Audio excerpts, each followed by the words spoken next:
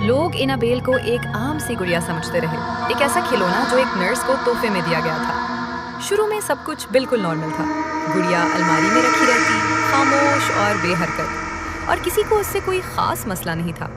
مگر چند ہی دنوں میں گھر کے ماحول میں عجیب سی تبدیلی محسوس ہونے لگی۔ رات کو سونے سے پہلے ایسا لگتا جیسے کوئی دیکھ رہا ہو، کمرے کی فضا بھاری ہو جاتی اور دیواریں غیر معمولی طور پر ٹھنڈی محسوس ہوتی۔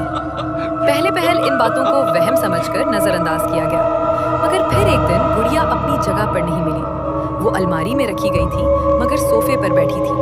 اگلے دن وہ بیڈ کے قریب ملی اور پھر یہ سلسلہ روز کا معمول بن گیا۔ حالانکہ گھر میں موجود سب لوگ یقین سے کہتے تھے کہ کسی نے اسے ہاتھ نہیں لگایا۔ اصل خوف اس رات پیدا ہوا جب کمرے میں خون کے نشان نظر آئے اور فرش پر ایک کاغذ پڑا تھا جس پر کانپتے ہوئے لفظ لکھے تھے، مدد کرو۔ اسی لمحے سب کو احساس ہوا کہ یہ محض وہم نہیں بلکہ کچھ ایسا ہے جو ان کی سمجھ سے باہر ہے۔ اس واقعے کے بعد گھر میں رہنا مشکل ہو گیا۔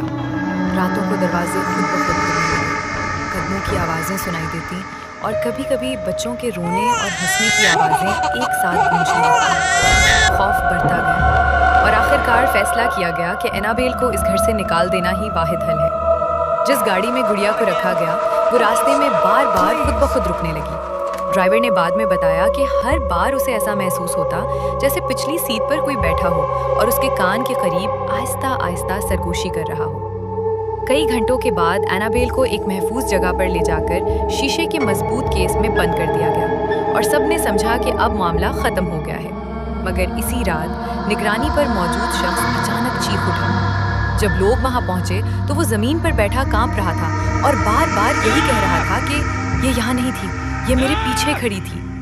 اگلی صبح انابیل دوبارہ کیس کے اندر موجود تھی، بالکل ساکن، جیسے کچھ ہوا ہی نہ ہو۔ ماہرین نے بتایا کہ انابیل خود خطرہ نہیں بلکہ ایک دروازہ ہے، ایک ایسا ذریعہ جس کے ذریعے کوئی اور چیز اس دنیا میں موجود رہنا چاہتی ہے۔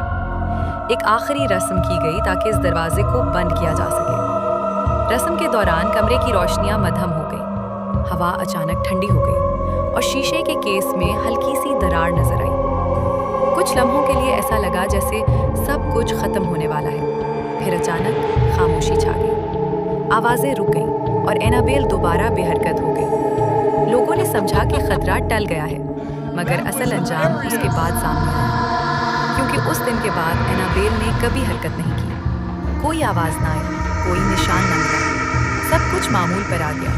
مگر ماہرین جانتے تھے کہ یہ خاموشی ہی سب سے بڑا خطرہ ہے، کیونکہ جو چیز چیختی ہے وہ اپنا وجود ظاہر کر دیتی ہے، لیکن جو خاموش ہو جائے وہ صرف انتظار کرتی ہے۔ آج بھی انابیل اسی شیشے کے کیس میں موجود ہے، بالکل عام دکھائی دیتی ہے، مگر جو لوگ اسے زیادہ دیر تک دیکھتے ہیں وہ کہتے ہیں کہ کبھی کبھی ایسا لگتا ہے جیسے وہ انہیں بھی دیکھ رہی ہو، اور یہی اس کہانی کا سب سے خوفناک انجام ہے۔